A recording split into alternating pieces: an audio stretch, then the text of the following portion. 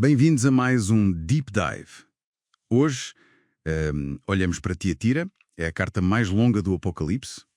E, bem, parece falar de moral, mas se calhar há mais. Uma crise política e económica ali escondida. Exato. Parece que o drama para os primeiros cristãos ali não era só a perseguição óbvia. Era o dia-a-dia, o trabalho, o mercado. É isso. Vamos explorar como é que a vida normal, a estrutura económica de Tiatira, criou um conflito brutal para eles. A pressão para se adaptarem ou ficarem de fora. Uhum. E baseámos-nos, claro, no contexto da cidade, no primeiro século, e na própria carta, em Apocalipse 2.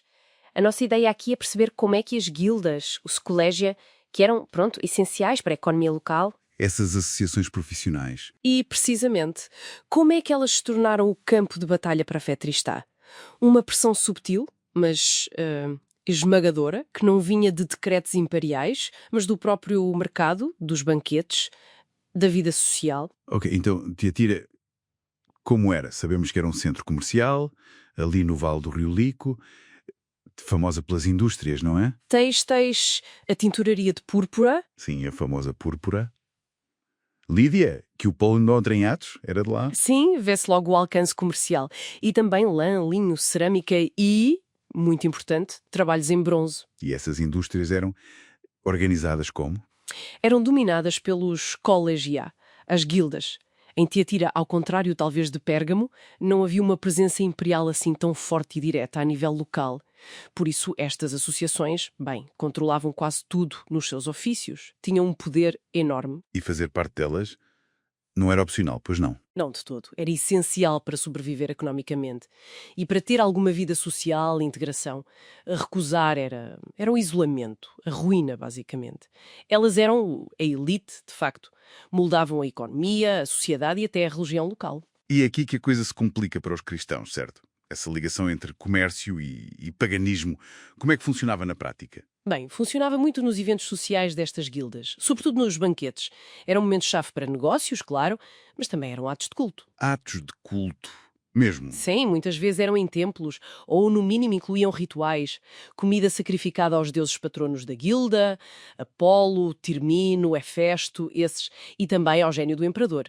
A tal ídolo teutita, a carne sacrificada aos ídolos. E um cristão aí recusar comer essa carne? Ui, não era só uma questão de etiqueta. Era visto como impiedade. Uma ofensa aos deuses que protegiam a guilda e, por extensão, a cidade toda. Era arriscar a ira divina sobre todos, percebe? Sim. E, claro, era também um ato político. Político. Como assim? Recusar era, no fundo, desafiar a ordem social estabelecida e a lealdade a Roma, que estava associada a esses cultos. Portanto, imagina a pressão diária para um cristão que trabalhava num desses ofícios. Terrível. O que nos leva ao dilema central, porque a carta até elogia Tiatira. Fala de obras, amor, fé, mas depois aponta um problema grave. Tolerar uma certa influência lá dentro. A tal Jezabel. Quem seria essa figura? Olha, provavelmente não era o nome real dela. É um epíteto, um nome simbólico. Talvez para uma líder influente, uma profetisa, quem sabe, dentro da própria comunidade cristã. Alguém que ensinava uma teologia de compromisso. Compromisso? Em que sentido? No sentido de que, que era aceitável participar nesses rituais das guildas. A carta chama isso prostituição, talvez literal e espiritual, e comer carnes sacrificadas aos ídolos. Ela se calhar usava argumentos, não sei, tipo gnósticos, sobre o corpo não importar para o espírito, sobre conhecer as profundezas. As profundezas. Sim, um suposto conhecimento superior que, no fundo, relativizava estas práticas. O pecado da Igreja, segundo a carta, não era tanto ter essa pessoa lá, mas tolerar o ensino dela.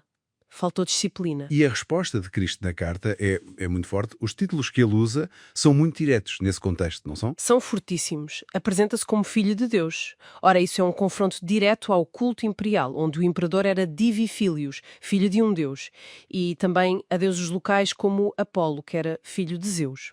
É uma afirmação clara de soberania, julgamento penetrante, que tudo vê. Ninguém se escapa. E depois, os pés semelhantes a latão reluzente de Choclo Banon. Isto é genial. Usa a imagem da principal indústria de Tiatira, o bronze. A promessa de autoridade sobre as nações e de as reger com vara de ferro, citando o Salmo 2. Isso. Para trabalhadores que se sentiam esmagados por aquelas guildas locais. Que mensagem radical devia ser. absolutamente radical. É uma teologia política de inversão total. O verdadeiro poder não está nos patrões das guildas, nem em Roma. Está em Cristo. E os fiéis, os oprimidos, vão partilhar do reino dele, onde esses sistemas opressores são frágeis, como vasos de oleiro. E termina com a promessa da estrela da manhã. Sim, que é um símbolo de soberania, de vitória final, da chegada do novo dia, do reino de Deus. É a promessa da própria comunhão com Cristo e da participação na sua vitória. A vindicação está garantida para quem perseverar. A crise em Tiatira nasceu desta mistura quase inevitável entre a economia das guildas e o paganismo. E a Jezabel ofereceu uma justificação teológica para o compromisso, para facilitar a vida, digamos assim. Mas a resposta de Cristo é clara. Julgamento para o compromisso, mas também uma contraoferta, um poder e uma vindicação muito maiores e mais reais para quem resistisse. Exatamente. A escolha era entre o poder aparente das guildas e o poder verdadeiro prometido por Cristo. Fica a reflexão, então. Que guildas modernas, sistemas económicos, sociais, culturais nos pressionam hoje? Talvez de formas mais subtis, a comprometer valores essenciais em troca de sucesso, de aceitação. É uma boa pergunta. E onde é que podem existir Jezabels hoje? Vozes que racionalizam essa assimilação, essa mistura, disfarçando-a de necessidade, de pragmatismo ou até de sabedoria. A questão de Tiatira sobre a lealdade final, onde ela reside realmente, continua muito atual.